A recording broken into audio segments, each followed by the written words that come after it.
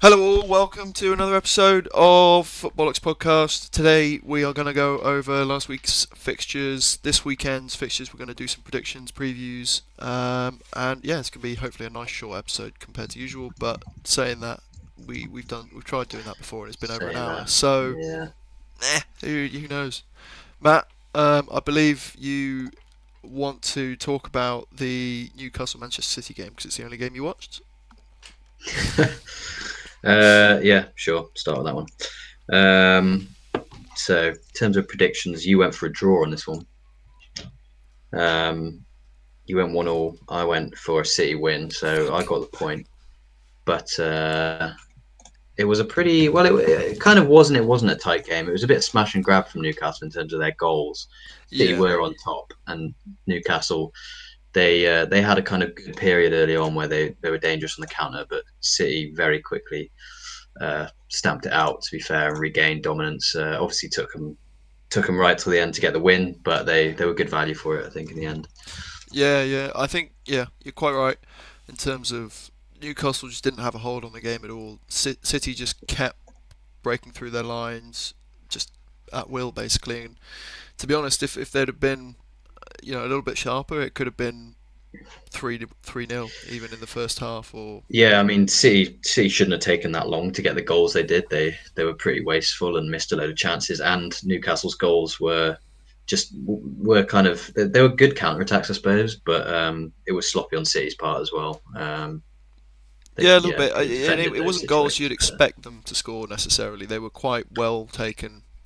Oh, they were, yeah, they Well were very good contrived. finishes. They were, yeah, They weren't sort of obvious opportunities. So from that perspective, you have to say Newcastle. I mean, we've been talking about how they've been poor away and that they've improved sort of at home still. They're still playing well at home, but now, I mean, I know it's City, but previous times when they've played City at home, they have managed to compete, and even I think they've won at least one fixture against City at home in recent times. So to see such a big drop off where they just couldn't even compete, and because you can say, oh yeah, the scoreline was 3-2, they can compete, but when you watch the game, if you play that fixture 10 times through and they have the same amount of chances, same amount of possession, etc., City would win that by larger margins more often than not. yeah, So yeah, you have to say they've dropped off a bit. Um, I think most Newcastle fans still, I think, want to keep Eddie Howe there, even though they've dropped to 10th, because I think you can kind of point to injuries and things like that, and how their main objective for the season, which was to basically perform in the Champions League, has been taken away from them. Well, I say taken away; they bowled it, but that's been taken away. Perhaps maybe motivation's down, but still, it's the manager's job to keep the team playing well. So if the team continues to play like this and they can't keep getting results at home, you do have to kind of say, well, is it time up? yeah. Potentially. Obviously, it depends to what extent it continues. Really, I think they're still well within the European spots if they improve with players coming back from injury and stuff. And I think just the achievement of last season kind of owes Eddie Howe a season or to the end of this season. But yeah, they're obviously ambitious. They can't keep performing at this level because sort of eighth, ninth, 10th would probably be pretty disappointing. I think top seven would be all right considering injury problems and inexperience with Europe and stuff like that. Top seven would be fine. I think they'd keep Eddie Howe, but maybe outside of the top seven, and they might be considering his position. But I don't know. I don't think he's in danger yet. I think it depends how whether they sustain this kind of poor form. Yeah, well, I suppose it also comes down to what the ownership are expecting because when they took over, they were obviously a relegation candidate. Um, that first year they improved, and then obviously last year they had a great season. This doesn't necessarily represent them not sort of being on target for what they wanted. Being top half from a relegation candidate, similar thing with Villa to be fair. Um, it's not necessarily the worst thing in the world for that size of a club in the state that it's currently in. Yes, they have their FFP issues, but they're still a great improvement and a far cry from what they were. So Yeah, I yeah, think it just within depends. within like what 2 3 seasons of the new ownership, they will have their goal would have been 3 seasons, be in or around European places probably. And Yeah, then how ambitious they're going to continue to be remains to be seen. Like they'll probably will want to be in the kind of elite club category at some point. But yeah, within 3 seasons, they'd expect to be roughly where they are, basically, as uh, in Europe and around the European places. So yeah, I think they're kind of fine expectations wise currently. yeah. I Um, think it will ultimately come down to if they do give Howe the season, who's available in the summer.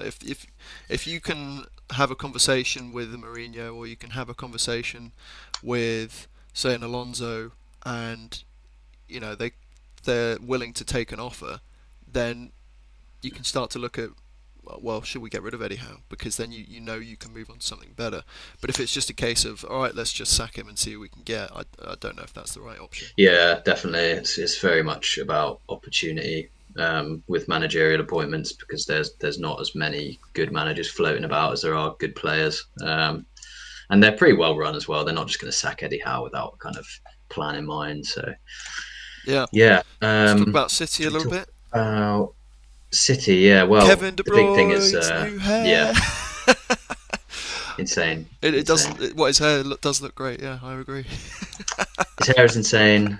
His footballing ability is insane. Yeah, His impact, man. Like he came off the bench, everyone's like buzzing, like, "Oh, De Bruyne is back for City. Is he going to change it up?" And like instantly runs through the middle of the park and just slots it in the bottom corner. Like, yeah. come on. I'm not gonna lie. What? When I knew he was coming back, up until I saw his new hair, I did think he was just gonna be a bit rusty and maybe he'd come back slow. Then I saw his new hair and I was like, wait, something's happening here.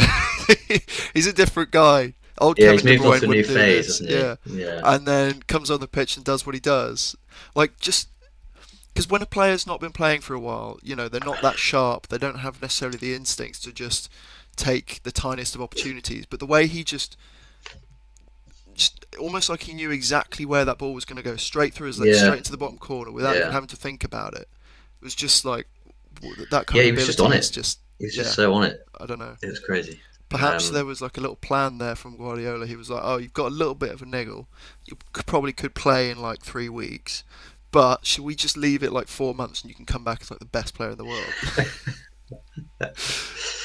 yeah, well, I don't know if they left it that long, but to be fair, they did bring him back slowly. He probably was ready to play a bit earlier than they Yeah. did get him in, and like, Or maybe they were like, yeah, "Grow your hair out as well. We need because Jack's got his cut, so we need a new one." yeah, that's maybe. I mean, style does matter. Style does matter in Yeah, these things. Socks down Leon Bailey is another example. it really does matter. These Yeah. things are important. Um, but yeah, no, he changed the game. Got to talk about Oscar Bob as well. I think it was maybe his first Premier League goal. Yeah, I think it is. Yeah. Such a nice goal. He's so young. He's going to be scary. Yeah. Talented young man. Um, Mm. so are you backing City for the title now? Yeah, well, we had the predictions, and we Yeah. both already kind of were thinking City's gonna take it with De Bruyne coming back, and then You yeah, said you see him Liverpool, come didn't you? on and change the game within 5 minutes, and it's like, yeah, there he's definitely De Bruyne is got to be carrying them to the title, hasn't he? Probably, probably. I mean, still haven't got Haaland back as well, so Yeah, we'll see they're what still happens missing. there. Yeah, Right, scary should we times. go on to the first game of the weekend? Luton versus Burnley at Turf Moor. We said in this one prior to the kick-off in our predictions that, well, at least I said that I thought if Luton show up and learn their lesson from the previous fixture and try and play to their strengths, I think they'll get a result out of it. Because in the previous match, they did kind of try and go toe to toe with Burnley from a ball control perspective, and Burnley took advantage of that on the counter attack. And I think when you're teams of that kind of level, you're not going to be able to break down low blocks too well. So whoever plays with a great low block is probably going to be that comes out on top with the kind of quality that they've both got. It's not that high. And Luton did it again. They tried to control the ball. I don't know if that was just Burnley trying to give them the ball, or whether they just were like, yeah, we're going to do it again and show that we're able to match this kind of level. They're not that special. And it didn't really pay off for the most part. And then, of course, there was that very controversial last-minute goal. Oh Uh, God, yeah. I'm not happy about that one, man. yeah. Oh, you're not happy? Oh, because you said when at the time you were just like, no, I'm just slightly inconvenienced. I didn't see the bloody goal. I saw the equaliser, and I was like, okay, that's a bit annoying because I predicted the Burnley win. You predicted the Luton win. It was a 1-1 draw. Uh, yeah, so I checked my phone. It was about 5 minutes from the end. Burnley win, and I was like, oh, nice one. Then Luton equalised. I was like, yeah, it was a bit annoying. And then I saw the goal the next day, and I was like, oh, is that really how I'm losing the point here? Um, yeah, a bit of a shocker in my opinion. Yeah, it was controversial, definitely. I mean, I can't remember it too vividly, but I think it is open for discussion in terms of. I think if a ref were to give it, no one would really have too many arguments against it being disallowed. No, But because you have to have a clear and obvious error, and it wasn't yeah. like a super malicious or dangerous foul, I think that's why VAR said, well, if he's gone with that on field, we have to go with him. Yeah, I mean that is basically why they didn't overturn it. It's because of the clear and obvious thing. I think it was almost there, to be honest. But I think most of the debate is about whether the um, the Luton forward was coming into the goalkeeper or whether they came into each other. And Trafford, the goalkeeper, was moving towards the Luton player, so it was kind of a little bit ambiguous as to whether there was a foul, but there was clear intent to block the keeper. So Yeah. yeah, it was close to being clear and obvious, but not quite because the keeper was moving towards the attacker at the same time. I Um, don't know whether this makes me childish, but you did say they came into each other, and that did make me laugh. So, um, that does make you childish. I anyway, think you were stuck in year eight humour. I am, Right there. I really am. One thing that I quite liked is was it Teden Mengi? Is he the number two for Burnley? I think he might be. What, like centre back or? Yeah, I can't remember who the number two was. I think it's Teden Mengi. Looked really quite decent while I was watching the game. Good on the He is ball, really good, really actually. solid. Yeah. I think we were linked with him a few weeks ago in Villa, but yeah, nothing made no sort of major links coming through the news. But yeah, it would be a decent signing. Good player. Anyway, next fixture. Who else have we got? We've got Chelsea Fulham was Chelsea the Fulham. early kick-off Saturday. Yeah, I think that one went pretty much as expected, really, didn't it? Fulham didn't create too much, but they kind of troubled that Chelsea defence on occasion, and Chelsea dominated and didn't finish all their chances. Just a Yeah, I mean, classic story, again, I really. didn't watch the game, but from the highlights and from what you can gauge from the statistics, that is Chelsea were basically the better team, but didn't really uh, finish anything, and Fulham were, not terrible, created a bit, probably could have scored, but we're just a slightly worse quality team, I suppose. Yeah, Um, really glad I captained Palm Beach.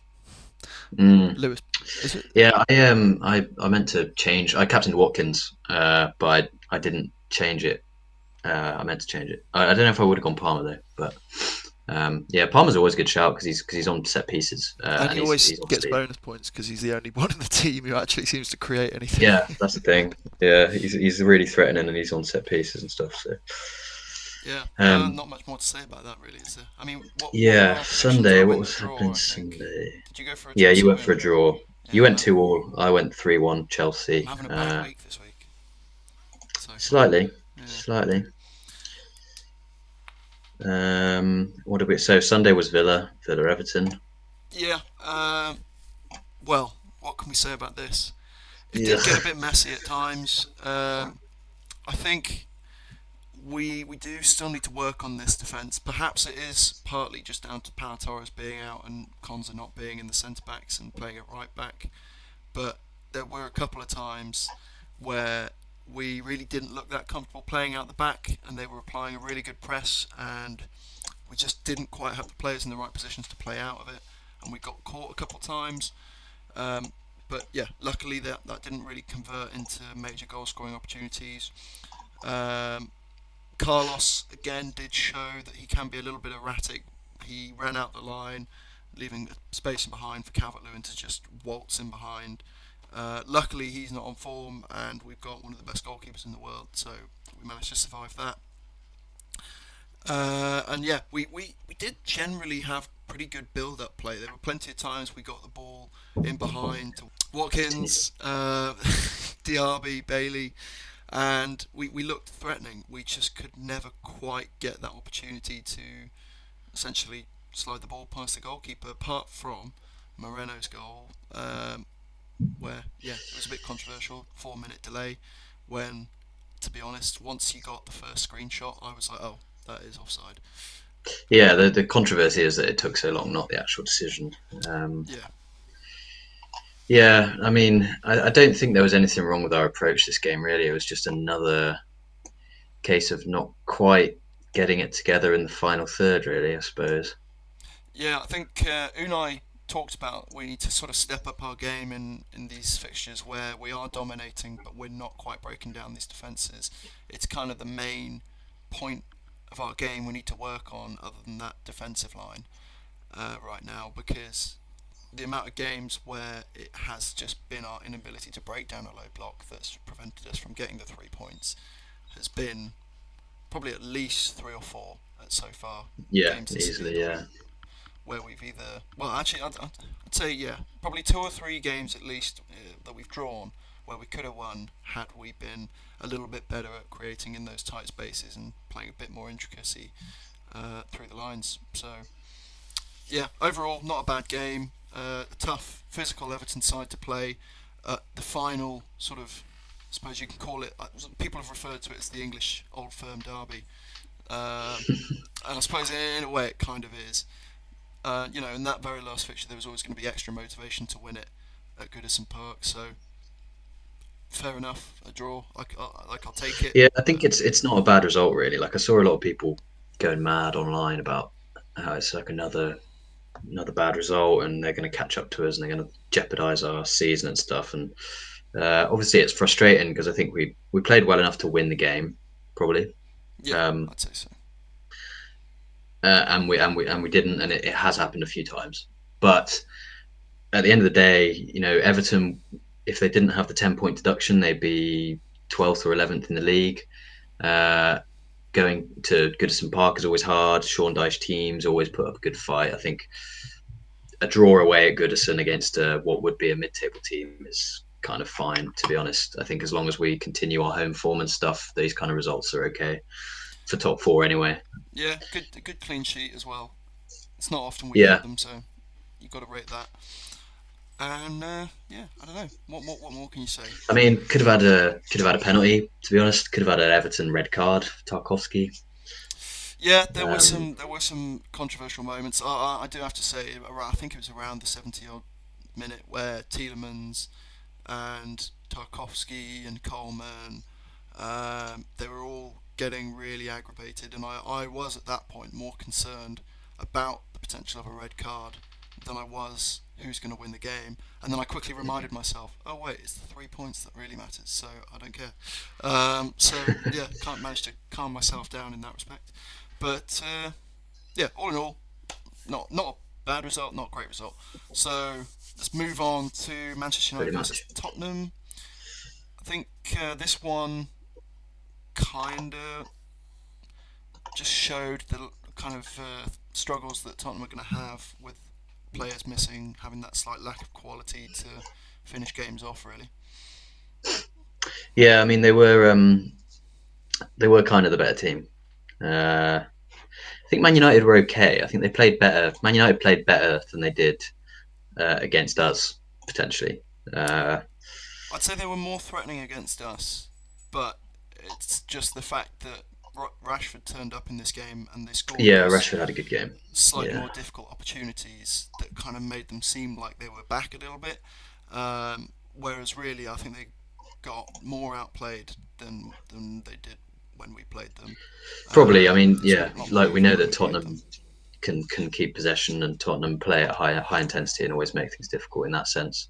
Um, but yeah, I mean, Tottenham they've had defensive issues all season. Like out of that kind of top five teams, they're probably defensively the weakest.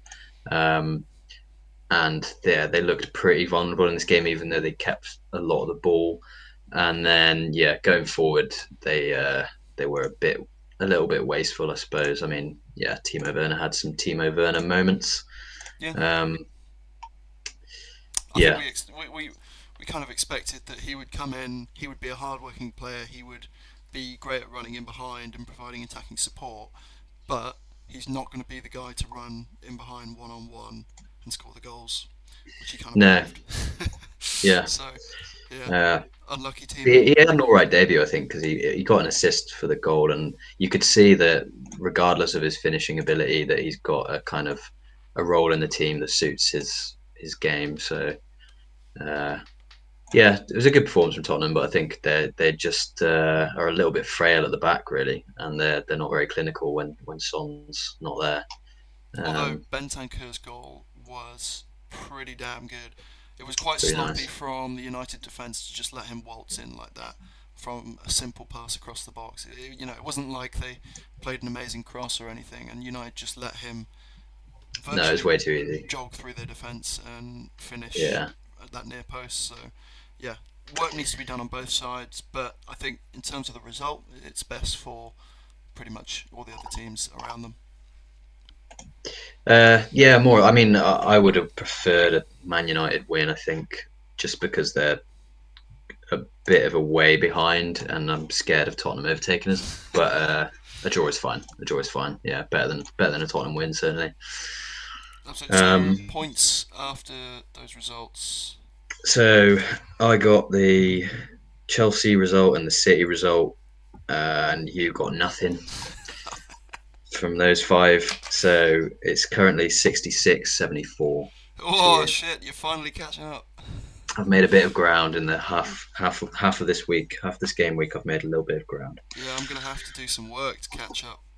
To extend that again on these next five fixtures, which we'll move on to now. So, Arsenal versus Crystal Palace. How are we feeling? Um, I'm feeling fairly comfortable with an Arsenal win for this one. I think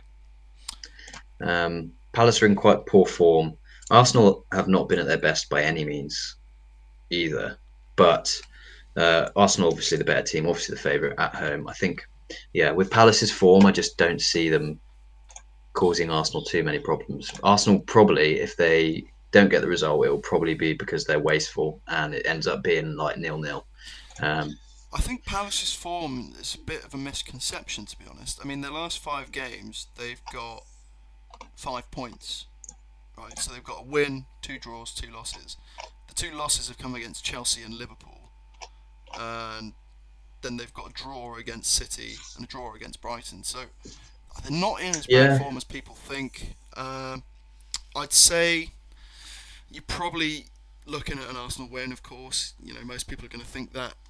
Given that they drew away against City, who were a bit toothless on the day, you could say that's going to hold some sort of similarities to an away fixture against Arsenal, where they're going to be defensively solid and they're probably not going to be super clinical as they are in a bit of a dry spell at the moment.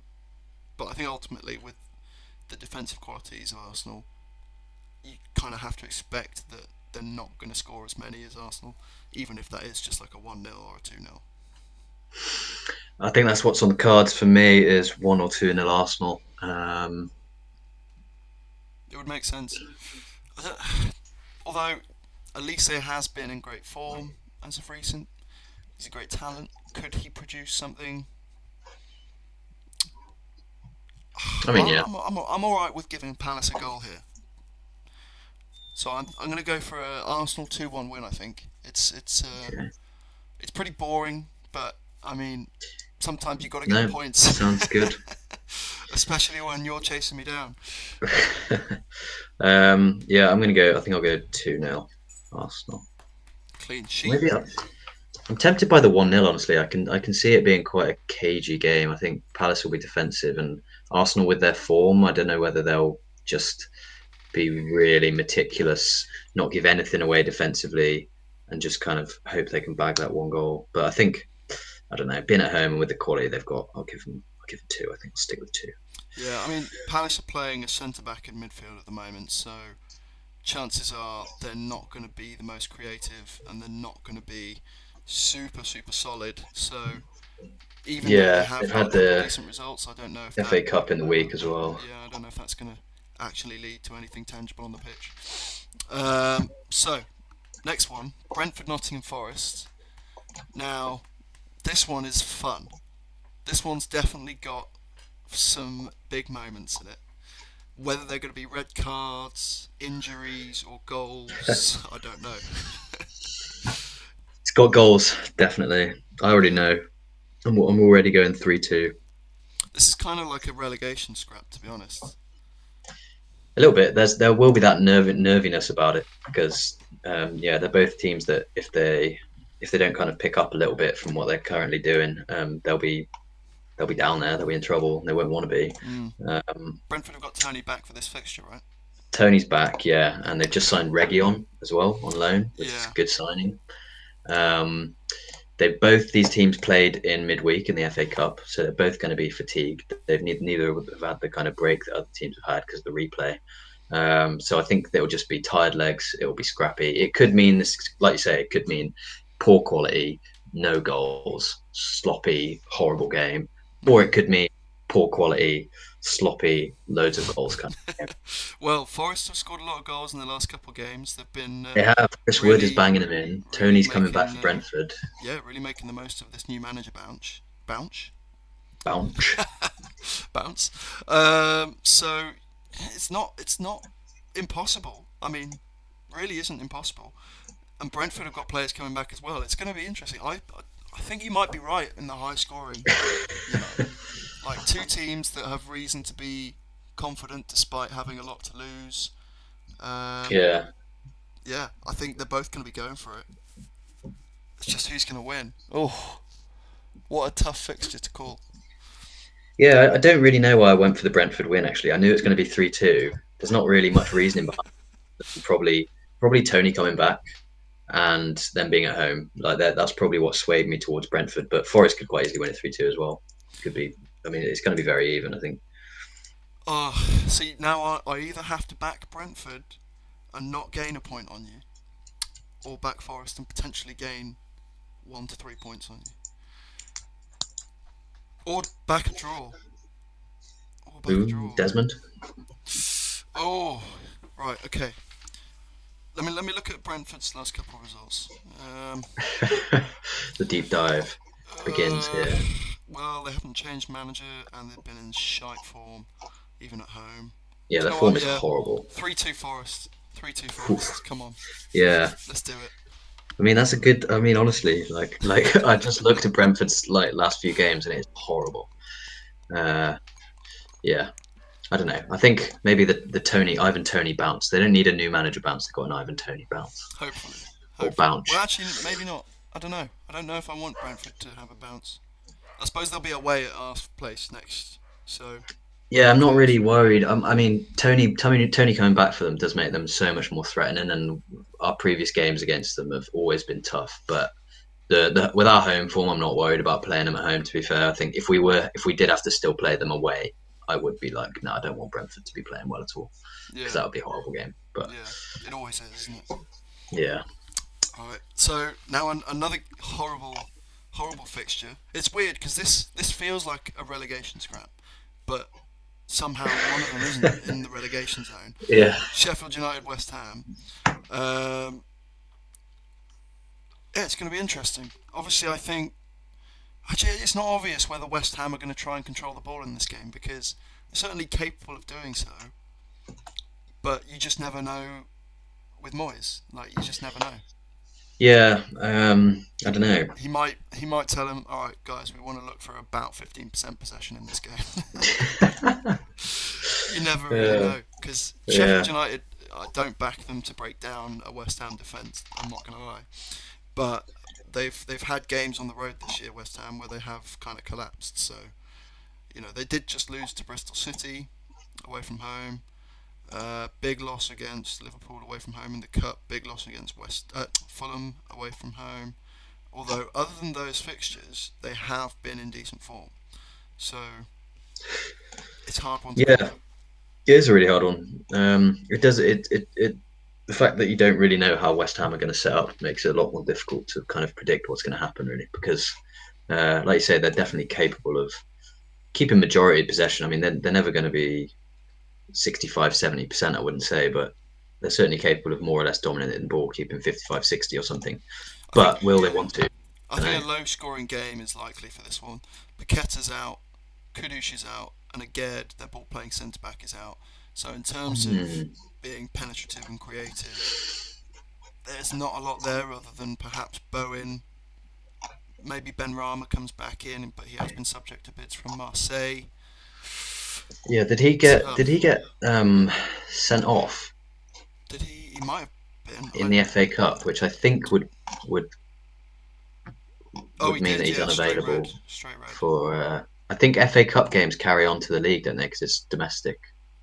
Yeah, yeah. That's a good shout. I think I'm not sure So yeah, about that, Ben but Rama will be out. So they're looking at four nows, Ward Prowse as their main creative attacking threats alongside Bowen.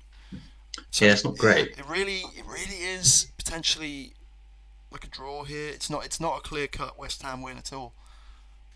No, I I might was go for a thinking. 1-1 or something. I'm not. Yeah, I was thinking that it would be kind of West Ham more or less controlling the game, struggling to break Sheffield United down. Could Ben Sheffield Brereton United. Diaz do something? Yeah, well, I was thinking, if West Ham do more or less dominate the game and Sheffield United invite the pressure, there will be space there.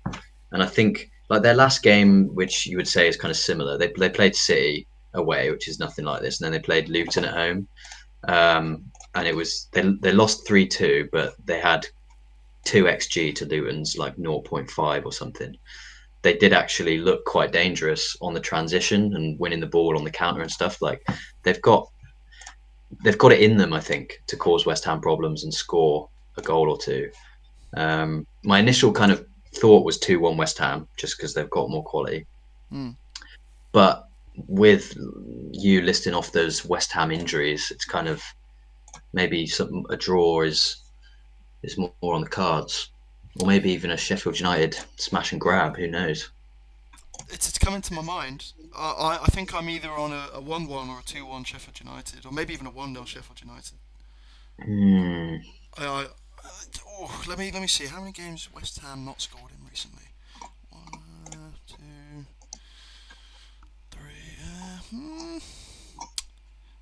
It's tough. We're wasting time here. What are we saying? What are we saying? Um, I will go for I'm gonna go 2-1 one West nil. Ham. I'm gonna go 1-0 Sheffield United. Ooh, it.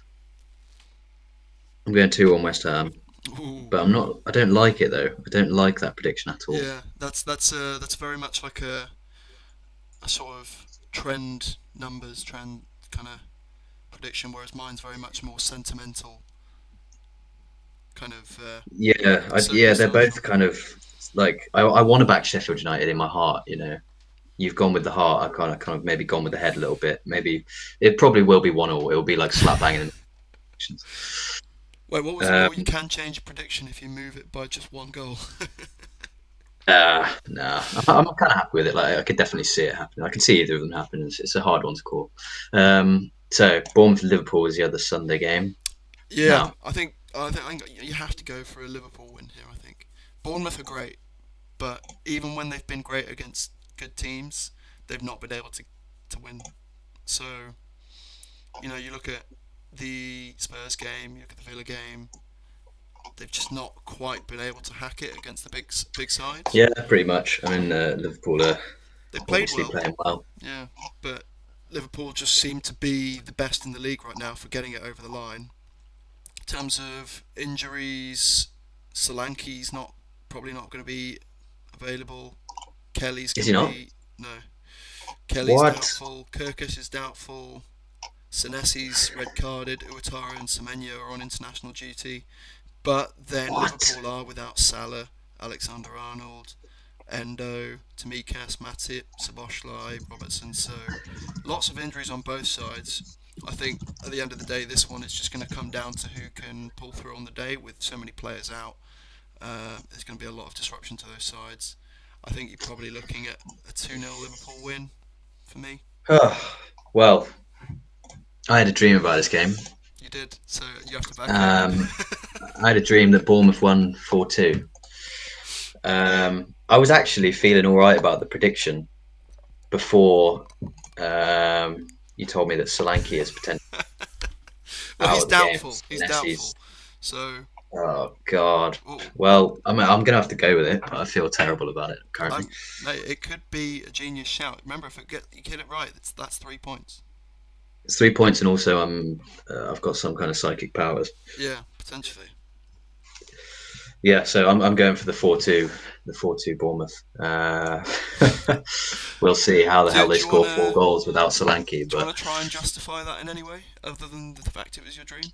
well, honestly, I think if Solanke was fit, if say they had a full strength, I think Senesi's quite a big miss for them as well. But say they had a full strength uh, team, they've been on really good form. They're capable of scoring goals. When we played against them, they were really, really dangerous. Um, so they're definitely capable of scoring a few goals in a game. And Liverpool have not looked super solid. Trent Alexander-Arnold's out. I'd say Salah's they look out. very solid, to be honest, considering they've got the best defence in the league and they've lost one game all Yeah, season. no, I mean they have been solid in reality, but I think we've spoken about it before. As in they They don't look like they completely control games no, necessarily. it's like there's cracks there. There's cracks to be exploited. I think full strength Bournemouth at home could exploit Hmm. Liverpool, Well, I think the reason the cracks but haven't been exploited is because the quality and experience and the fact that they are this mentality monster sort of thing. And they've kind of, I think, because so many people doubted them at the start of the season, they had a reason and a hunger and a motivation to prove people wrong, and so they've got that back a bit. And even with Salah and Trent out, I mean, just as a midfield, even with Szoboszlai out as well, you've still got Curtis Jones and McAllister, who have been two of the most important midfielders this season. You've still got in the front line, you've got Gakpo, you've got Darwin, you've got Jota, you've got Diaz. So, I mean, Harvey Elliott's still there. You've got all these players, all this attacking talent still. You've still got Van Dijk there. Is Kanate back? I think Kanate's back. yeah, Joe Gomez has been playing well. So you've got all these players. In terms of, I don't think they brought anyone in, but they're still a pretty strong squad. So a weakened Bournemouth side versus a weakened Liverpool side, I'm going to have to back Liverpool every day of the week. That's why oh I yeah. have the I team. mean, I would be if I had the choice, but Yeah, I dream. suppose you don't have a choice. You can't go against your innermost thoughts. If I didn't have the prophecy, I'd probably be going maybe a 3-1 Liverpool, something like that. I think I'd probably still back Bournemouth to score because they're just having a good moment. But yeah, Liverpool just have too much, I'd imagine. But the Do you think prophecy says Bournemouth 4-2. perhaps have like a Holy Spirit that's backing them this year? Because I kind of out of nowhere backed them for seventh. Obviously, I revised that after I realised I hadn't taken into account West Ham. But I mean, you've now had some kind of divine intervention during your sleep that's told you they're going to beat top of the league 4-2. Perhaps something is there. You never know. Yeah, maybe we'll Iraola's see. I been mean, if brilliant. it happens, then I'm gonna have to do some digging into that if it happens. Yeah. All right. Well, let's move on to So what was your another. what was your final prediction for that game? I'm sticking with the 2-0 Liverpool. I think. 2-0. Yeah. Okay. I think there's too many players out for Bournemouth. They're going to be relying on an Alex Scott potentially that's not played many games, and then a Sinistero and Clivert that have been decent at times, but they're not going to be able to do it on their own against a Liverpool side. So yeah, moving on. Brighton versus Wolves. Wolves really have turned it around in recent weeks. They're looking like a great goal-scoring side, which is just super unusual. Um, 3 wins in a row in the league, beating Chelsea 4-1 away at Brentford and then 3-0 at home to Everton. I mean, that 4-1 win away at Brentford is like if you'd have heard that sort of if someone told you last season they were going to do that, this year, Yeah. you would have probably chopped their foot off and stewed them up because you thought they were a witch. So yeah, what's going to happen here? I don't know. I feel like yeah, Bournemouth are going to dominate possession. Sorry, Brighton Bournemouth. are going to dominate possession because that's just what they always do. I don't know if they've ever not done that, even against like City and Arsenal. It's just all they really seem to care about is having possession. It's kind of like Chelsea. They don't care about the result. They just want to look like they should have won. They are quite similar. It's quite similar things, I think. Actually. Yeah, I think yeah, it kind of comes down possibly to the fact that they've got great coaches that are coaching a bunch of youngsters who haven't quite got to the Yeah. level they need to be to in order to sort of facilitate what the manager wants. Yeah, I mean that's the thing with young players, isn't it? Is that they're kind of defined by inconsistency and lack of concentration and those kind of mental elements. Where even if a team is really well coached and technically looks really smooth, yeah, those kind of mental aspects of having a load of youngsters is like yeah, something doesn't quite click. Um, In which case, I Brighton could see Wolves. Wolves winning this one, but it's one of those where it's hard to go against Brighton. I I mean, there's only mean, 3 points separating them in the table, yeah, that's a big which opportunity. is crazy. But yeah, Brighton in their last few home games, they beat Tottenham 4-2. Um, Yeah, that was a good result. but then they drew 1-1 with Burnley, just about beat Brentford. I'm not going to back Brighton for a win here. I can tell you that. That's that's the first thing I'll say. What I'm going to back though, I don't know. I'm still deciding. Um, Mateus Cunha, I think he's definitely going to have some involvement in this one. Neto's going to be back. Yeah, Neto's back. Kalajdzic has gone Uh, out for Wolves, and Silva. They may be bringing in another striker soon.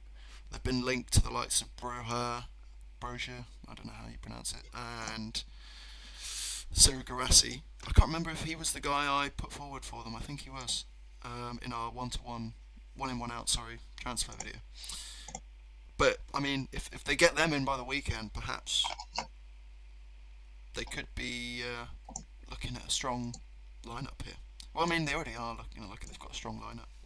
I'll have a yeah, I look at mean Cunha's in good who's. form, so that's kind of always been their problem area, really, hasn't it? Been centre forward, but uh, Cunha's hit some goal scoring form. Before he always looked like a good player, but his kind of finishing and Yeah. Do you know what? actual Well, output was missing. But he reminded, like, before he started scoring and assisting a lot, he kind of reminds me of an early stage Jacob Ramsey, but if he was playing in like a false nine, where he's just great at running with the ball and taking it up the pitch, but then just doesn't quite know what to do with it once he gets there. yeah, But yeah, as Ramsey kind of did last season, he's sort of transforming into a player who actually is able to make good decisions when he's in good positions. So I'm yeah, I'm pretty confident on a Wolves at least draw, if not win.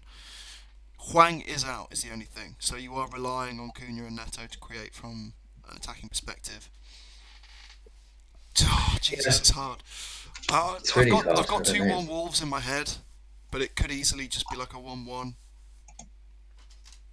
Have I backed a draw so far this weekend?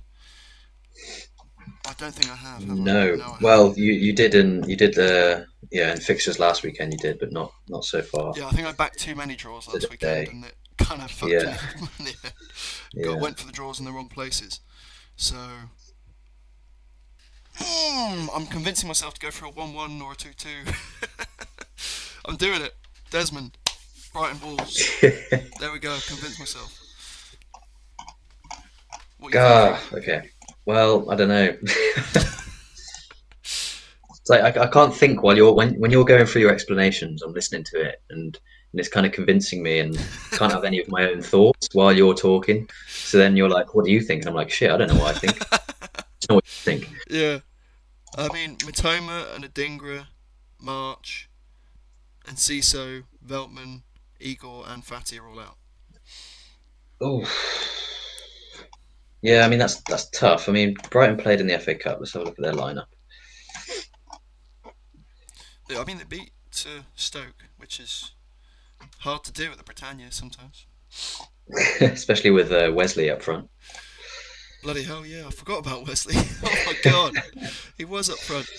So yeah, they Yeah. played Ferguson, Pedro, Um, Buonanotte, Hinshaw, okay. I mean, it's still a Ward-Prowse. strong squad. Pedro's on such good form as well, so I don't think They've I'm got too worried Stupinian about back. missing players. Yeah, Stupinian's a big one for them. I think I'm going to back Brighton. Oh, I think their form has still been good.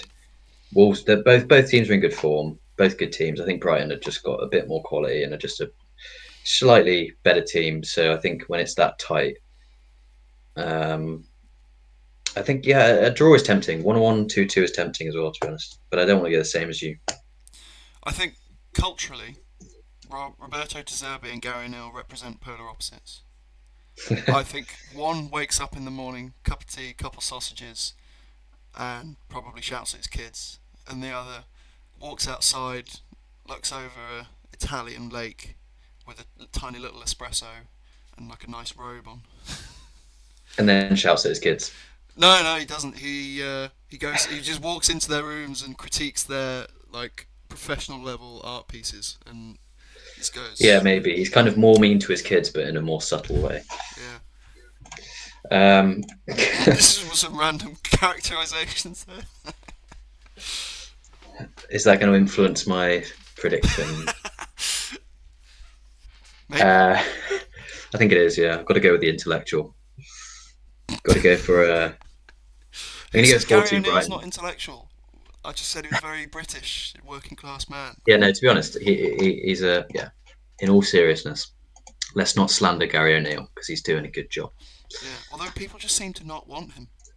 You know, I It's think. because he's just a British. There's always been Yeah. this thing about British managers where there's like a kind of assumption that they're going to play shit football and just eat meat pies all day long and stuff. But actually, like you have got the odd, Eddie Howe, Gary O'Neill. They've got a bit of stigma against them, but yeah, they're obviously kind of good managers and they don't play Dean crap football. Smith. Dean Smith, he's another one. I think Dean Smith might have been a little bit overrated at the time. I think he coached a good defence, but when I kind of heard what his attacking structure was, I was like, yeah, he is just a classic English manager because he would literally just say, "Give it to Grealish," and his Yeah, instructions for Grealish were I just mean, do what you Dean want Smith where was you like a find the very space. a kind of individual case, I think, at Villa, wasn't it? He was It yeah, was he was a fan of the club, good man manager. Yeah, he did everything right at Villa in terms of like he built the squad up brilliantly. He played to our strengths, which was having an insanely talented player and then a group of kind of average players. Um, and then I yeah, would say Ezri Konsa's putting his name forward this season for being an elite centre back, top three in Europe for tackle success and being dribble mm, past. I mean Smith had that was the thing with Dean Smith is that he had clearly had a very good eye for a player and he knew how to get the best out of his players. Like Mm. those kind of basic aspects of management, he did very very well. I suppose the kind of maybe the more higher level tactical coaching maybe wasn't quite there at that kind of level of the game. But yeah, in terms of his eye for a talented player, I mean, he signed Cash, Watkins, Konsa. Obviously, got the best out of Grealish, turned Grealish into a world class player. To be honest, like before Yeah. Smith came in, he wasn't there anywhere near. So yeah, he had that kind of man management aspect absolutely down, but yeah, not quite. Well, he's not Eddie Howe level, Yeah. to be Anyway, honest. let's stop talking about English manager culture. And what's your Big prediction? detour. I'm going to go for 4-2, Brian. Really, you going for a 4-2? The second 4-2 of the week. Jesus. I really hope that this really falls on deaf ears when it comes to the football gods. Because Yeah, well, otherwise, I'm going to be so many points like just lost. Like it probably that's will. I mean, the chances of it being 4-2 results in one weekend is pretty slim, I'd say. yeah, But that would Brighton pretty had much loads eat of 4-2 away. results recently. So, That would literally eat away at my lead by 75% in 1 week. So let's not have that. Thank you very much. yeah, you could be completely wiped out at the end of this week. Right. Well, yeah, that's it, and we are under an hour, 50 minutes. Oh my god! Who are you? Look You at us did go. it. We've done it. I think that might be the first ever episode we've done under an hour, maybe. Might be the second, but yeah, I suppose we'll leave it there. If you liked, leave a like. If you enjoyed, subscribe. See they're different. And if you didn't like it, comment why, and we won't reply, or we will, and just troll you because we don't care. I mean, do we care? I don't know, probably not. I think I'll care. I think it would hurt my feelings. I see. I'm just too strong, Matt. It's my classic British culture. Eat a sausage, Yeah, have a that's cup of it. It's tea, your and I don't sausages. care. All right. Anyway, ciao.